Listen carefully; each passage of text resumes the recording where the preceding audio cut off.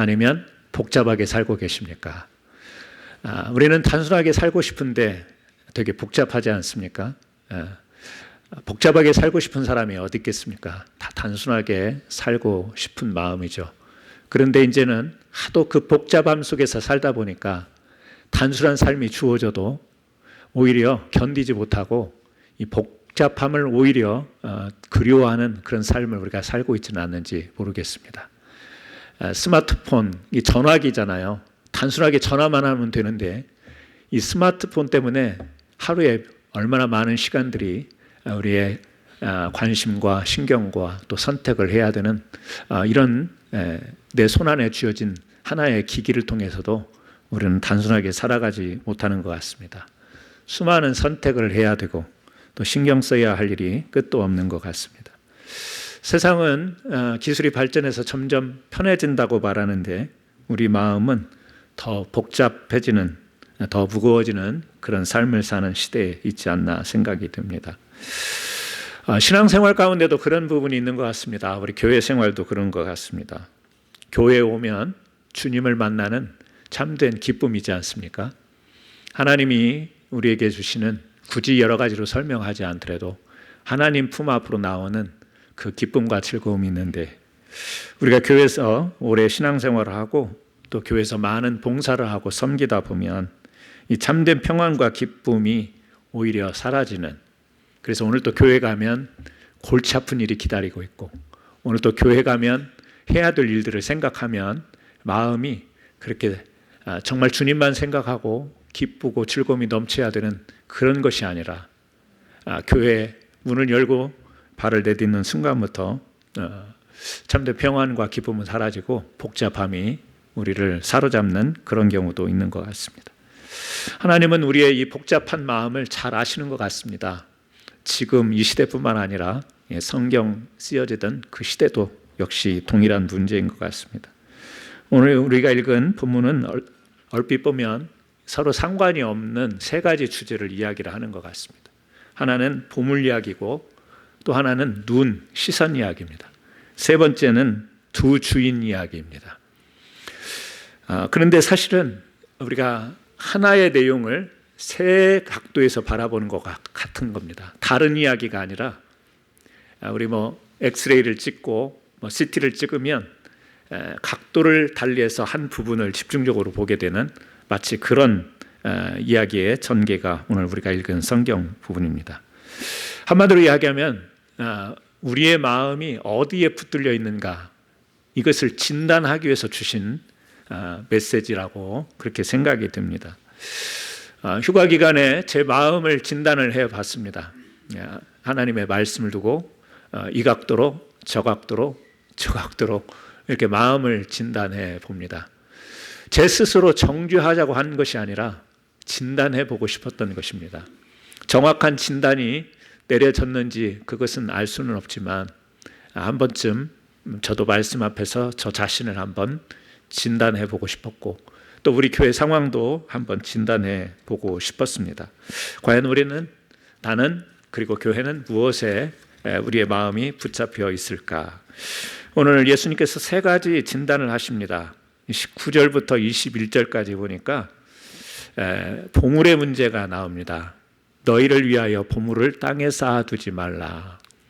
우리는 이런 성경 구절을 대하면 재산 몽땅, 신앙생활을 진실되게 하면서 재산 몽땅 쌓아두지 마라 이렇게 생각할 수 있는데 제발 그런 접근을 좀 하지 마시기 바랍니다.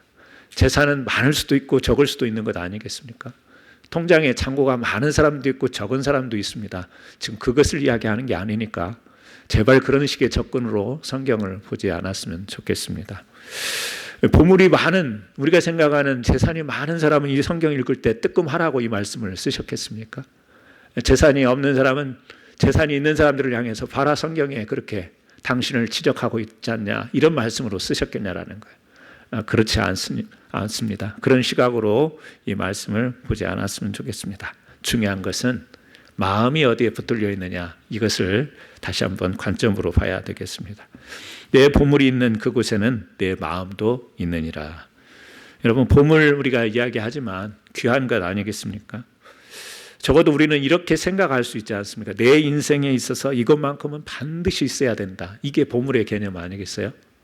내 삶에, 내 인생에 이것만큼은 꼭 있어야 된다. 아니, 남이 볼 때는 시시한 건데 자기는 그게 꼭 있어야 된대요. 그러면 그게 그 사람의 보물 아니겠습니까? 나에게 꼭 있어야 되는 것. 그거 없으면 왠지 불안한 것. 그거 없으면 내 존재감이 없는 것. 그것을 잃어버리면 내 인생 통째로 잃어버린 것 같은 것. 밤에 누우면 자꾸 생각나는 것. 그게 보물입니다. 여러분의 보물은 어떤 것이겠습니까?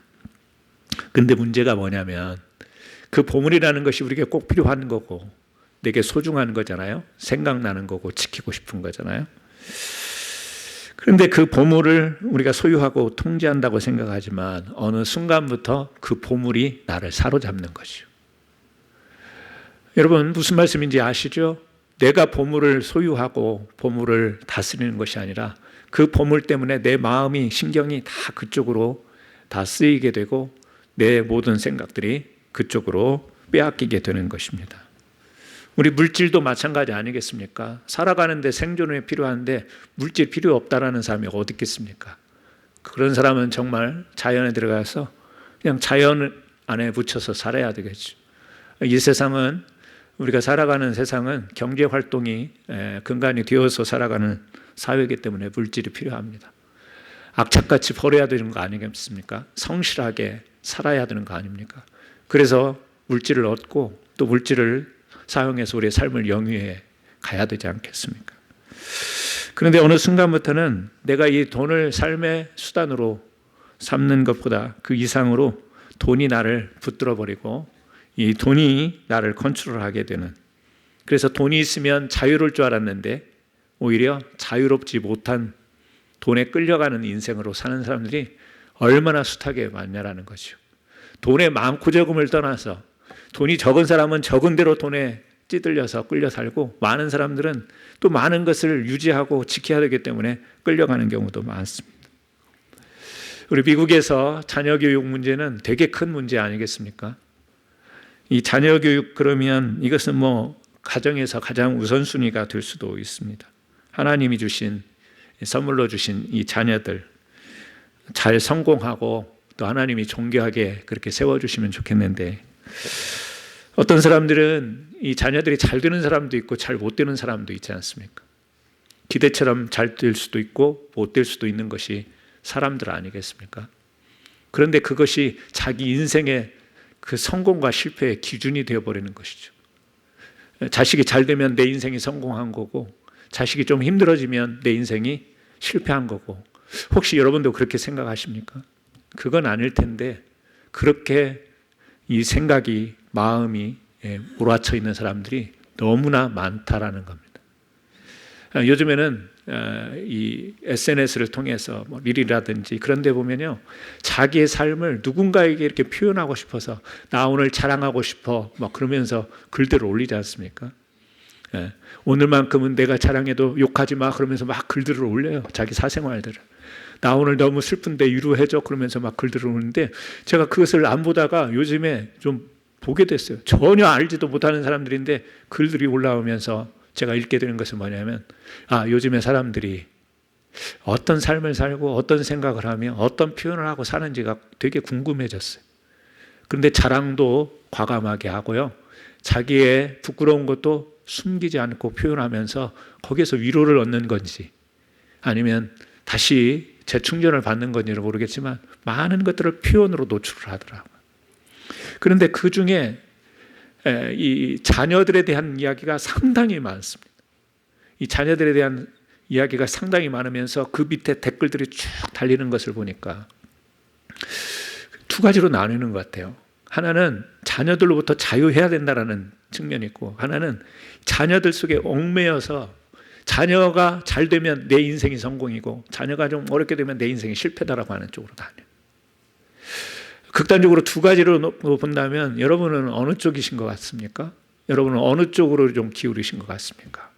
진단하자라는 거예요. 이게 맞고 틀리다라는 이야기가 아니고 이것이 잘하는 것이고 이게 틀린 생각이라는 게 아니라 진단을 한번 해볼 필요가 있다는 거죠. 자녀 문제만이 아니라 우리 사람의 평판도 그렇지 않습니까? 인정받는 것도 그렇지 않습니까? 직장에서 인정받고 또 커뮤니티에서 인정받고 교회에서 인정받고 또 평판이 좋고 이런 것들이 여러분 물론 칭찬받고 인정받으면 얼마나 행복하겠습니까? 그런데 우리 사람이 항상 모든 곳에서 그런 평판을 받고 또 사는 것도 아니고 사람이 살다 보면 어이없는 실수도 하게 되고 또 그런 일들 속에 우리가 복잡함 속에 휘말리기도 합니다.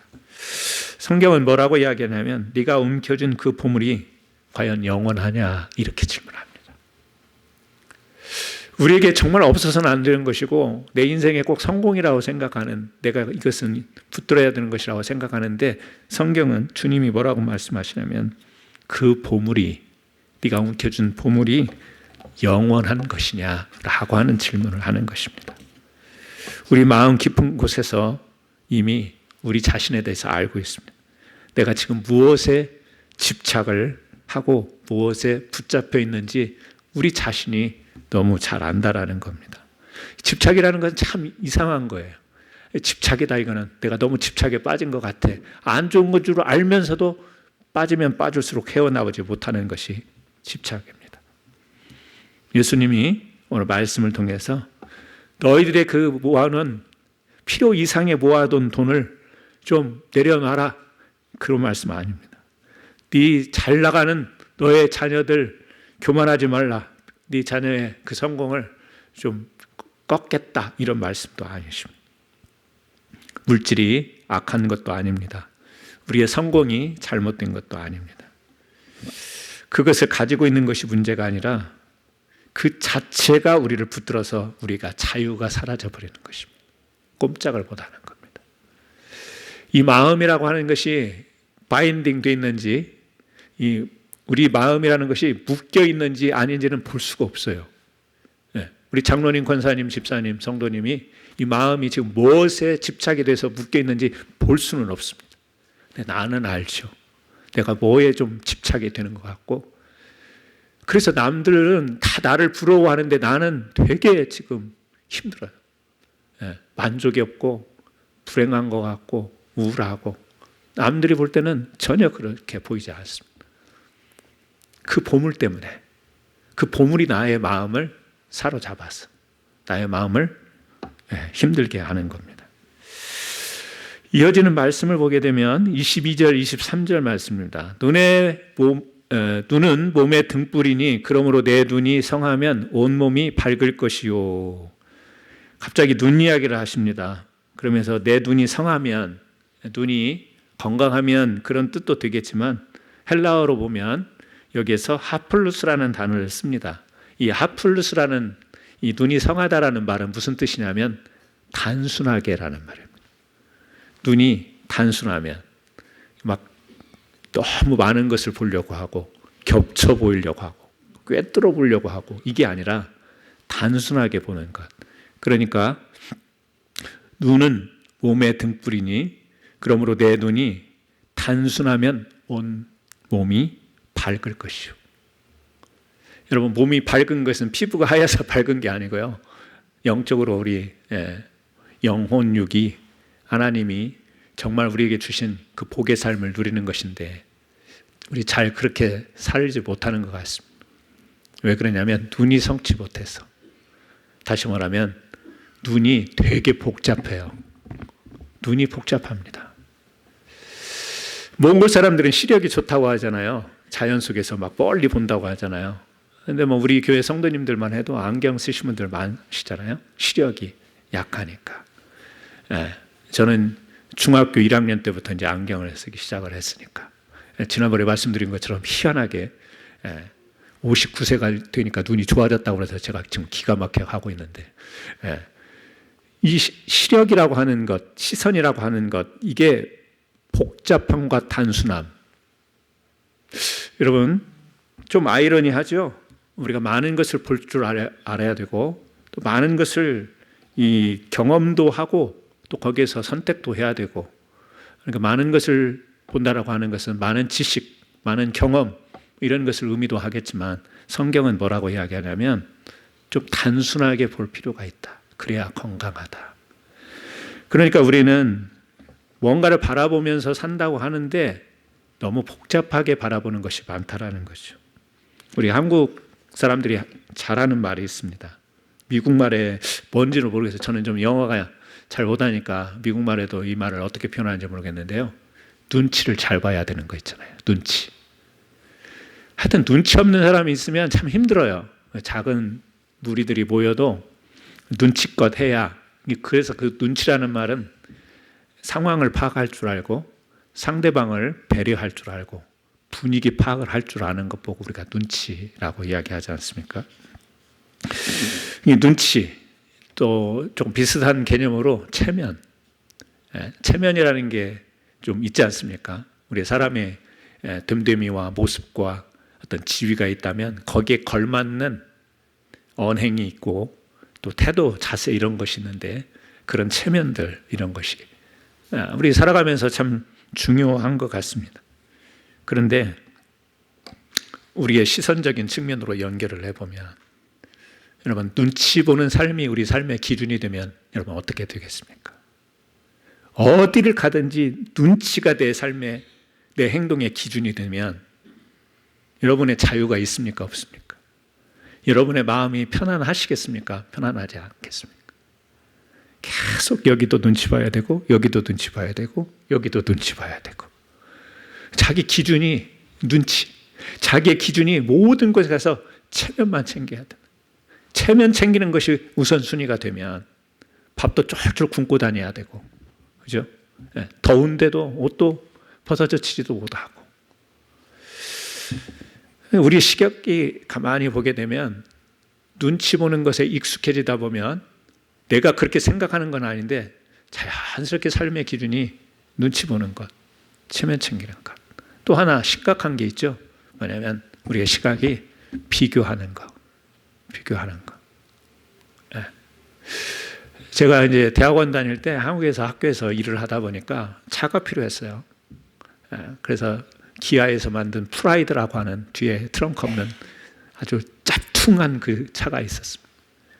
그 차를 학교에서 이렇게 배려를 해줘가지고 조금 제 돈 보태가지고 이렇게 차를 구요.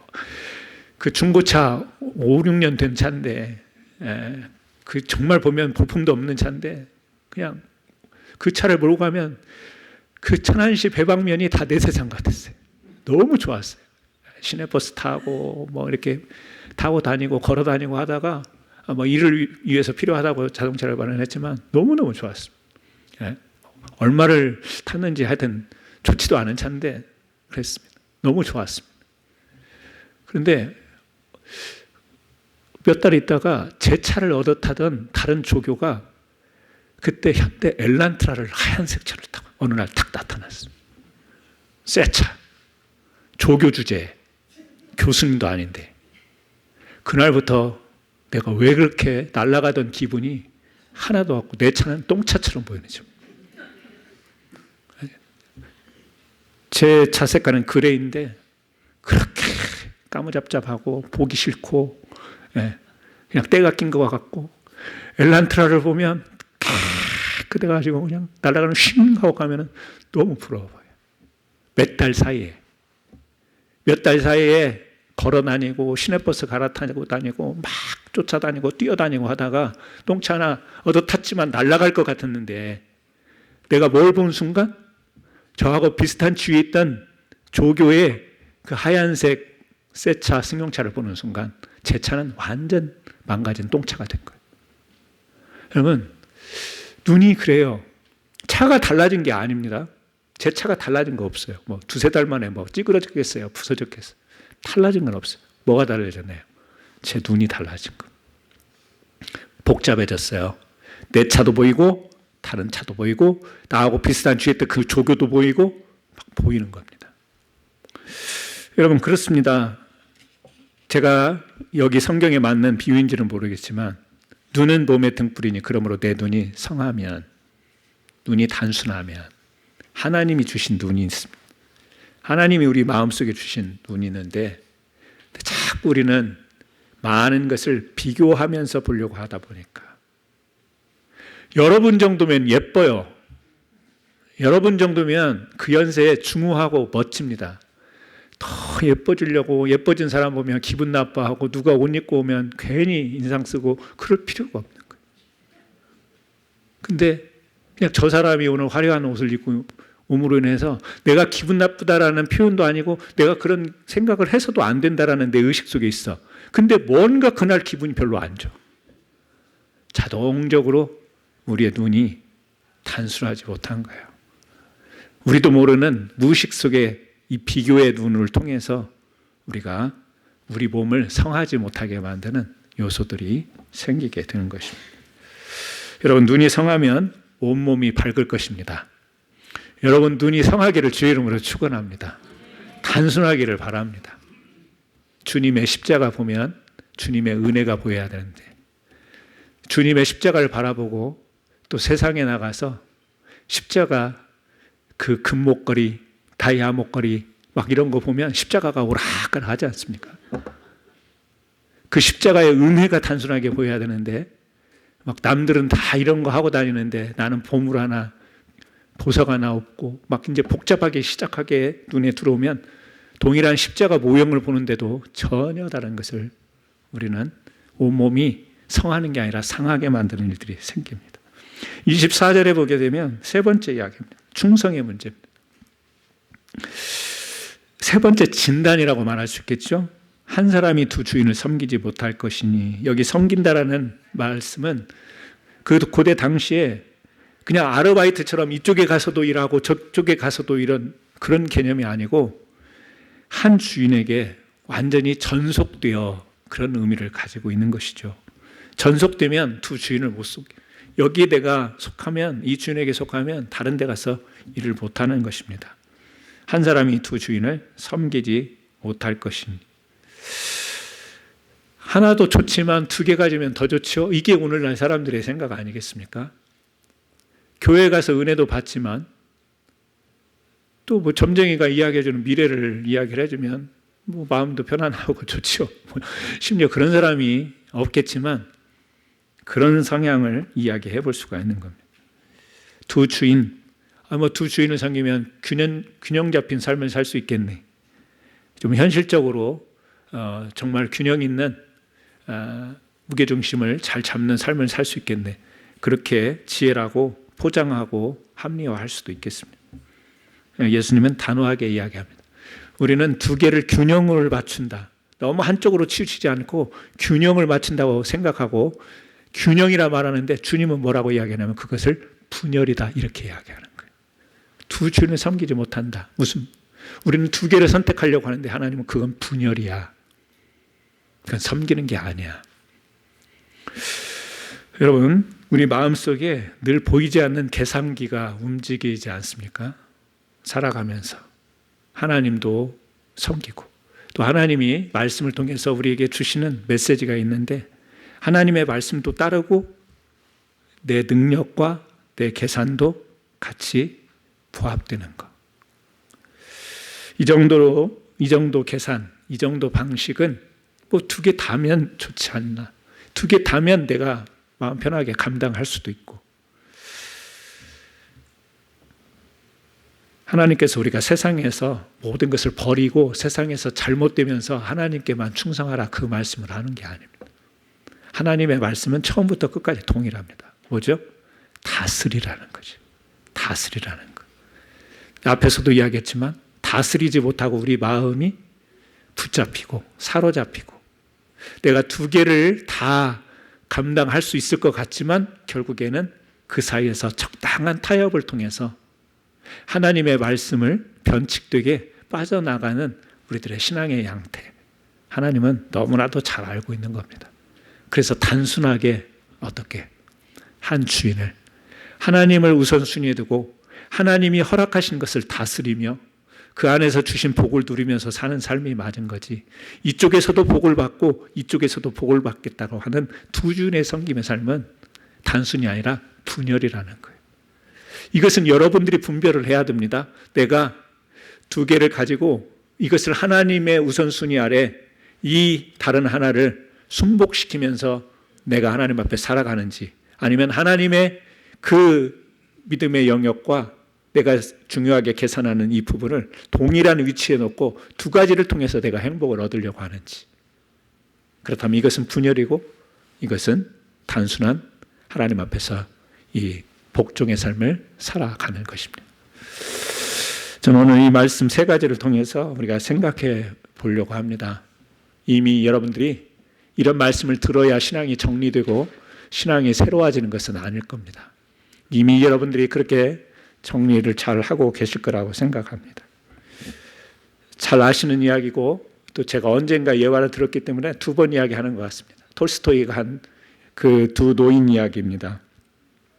에핀과 엘리사이라는 사람의 평생 소원이 예루살렘을 성지순례하는 겁니다.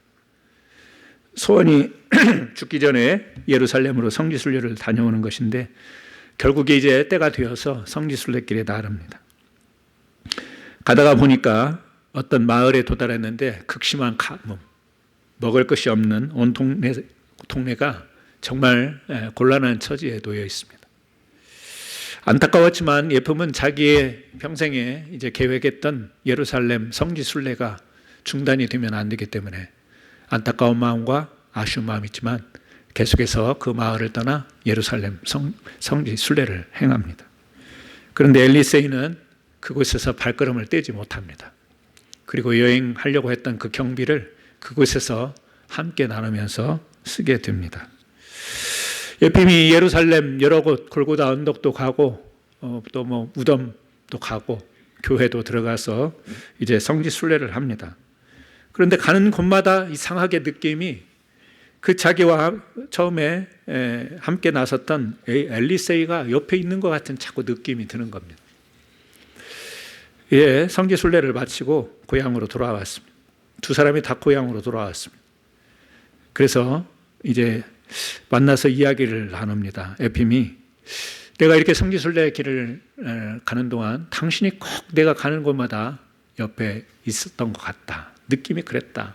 혹시 그곳에 늦게 오지 않았냐. 엘리세이가 이야기합니다. 그럴 리가 있겠는가. 나는 그 동네에 머물다가 비록 나도 간절히 예루살렘 순례를 원했지만 가지 못하고 다시 이렇게 돌아왔다라고 그렇게 이야기를 합니다. 예핌이 그때 큰 깨달음을 얻는 고백을, 물론 이 이제 톨스토이의 이야기입니다. 자신은 예루살렘 순례라고 하는 이 종교적인 형식, 이 종교적인 그 예루살렘 성지 아닙니까? 그 목적지에 집착하느라고 정작 하나님을 놓쳤는데 엘리세이는 비록 예루살렘 성지는 그 땅은 밟지 못했지만 그 고난을 당한 마을에서 하나님을 만나고 돌아왔다라고 하는 이야기로 정리되는 이야기가 있습니다. 여러분, 성지 순례를 하고 안 하고 구제가 중요하고 아니고 그 이야기를 떠나서 여러분, 우리 신앙이 복잡해지고 기쁨을 잃어버리는 그 핵심적인 그 문제가 무엇인지를 우리에게 지적하고 있는 이야기가 아닌가 그렇게 생각합니다. 여러분, 우리가 신앙생활 하지 않습니까? 교회 생활 하지 않습니까? 때로는 우리가 주님의 일이라고 이야기하기도 합니다. 그런데 사역을 한다고 하면서 하나님을 잃어버릴 수가 있다는 겁니다. 제가 이번 휴가 동안에 깊이 단순화하면서 묵상했던 부분이 그거였습니다.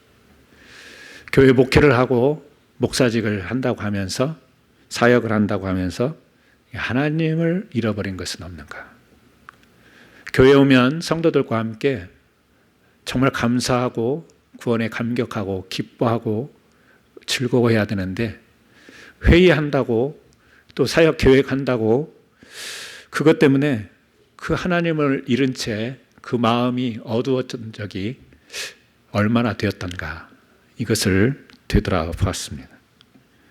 사람들의 시선도 두렵고 성도들의 평판도 두렵고 그래서 하나님 안에서 진정이 누려야 될 그 자유, 기쁨, 평안 이것보다는 긴장 그리고 두근거림 이런 복잡함 속에서 하나님이 주신 구원과 복음의 단순함을 놓치고 살지는 않았는가 이 생각을 한번 해봤습니다. 예수님은 오늘 우리를 명령이 아닌 사랑으로 초대를 하십니다. 오늘 이 말씀뿐만 아니라 모든 성경이 사랑으로 우리를 초대를 하시죠. 단순히 한번 단순하게 살아보지 않겠냐라고 하는 초대입니다. 보물을 쌓고 안 쌓고 정죄하자고 하는 말씀이 아닙니다. 눈이 성하냐 안 하냐 정죄하려고 하는 게 아닙니다. 잘못됐다 잘됐다 지금 그것이 아니라 우리를 진단해서 하나님이 원하시는 건 우리가 진정으로 신앙의 자유를 누리고 마음의 기쁨을 회복하고 교회 와서 주님을 만났을 때 그 신앙이 주는 원래의 그 힘, 이것을 회복하기를 원하는, 그게 진짜 보물 아니겠습니까? 그게 진짜 우리가 성한 우리 몸이 밝게 되는 것 아니겠습니까? 우리의 진짜 주인을 우리가 찾아야 됩니다. 혹시라도 우리가 가짜 주인에 넘겨 삶을 살아가면 안 될 줄로 압니다.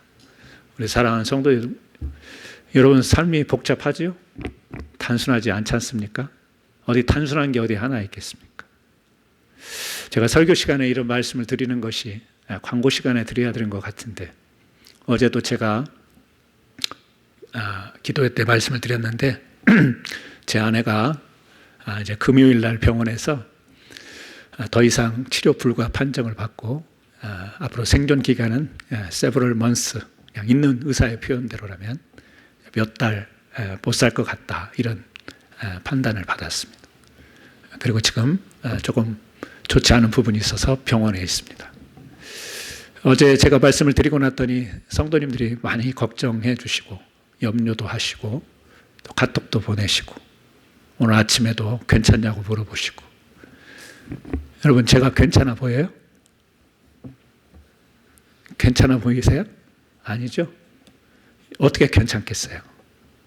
근데 이 일이 저희 가정에만 일어나는 일이겠어요? 아니지 않습니까? 우리 성도님들 모두에게 다 이미 일어났던 일이고, 어떤 분들에게는 이미 일어나서 너무나도 힘들었던 시간을 보낸 분들도 계시고, 아니 지금 비슷한 상황에 놓인 분도 계시고, 앞으로 또 저와 같은 상황에 놓이실 그런 상황을 맞닥뜨릴 수도 있는 것입니다. 괜찮지 않습니다. 다 힘들고 어렵습니다. 저도 앞으로 몇 달이라고 하는 그 several months가 3개월이 될지 6개월이 될지 1년이 될지 뭐 가늠이 안 되지 않습니까? 그래서 힘든 시간이 다가올 거라고 예견은 합니다. 힘들 것 같아요.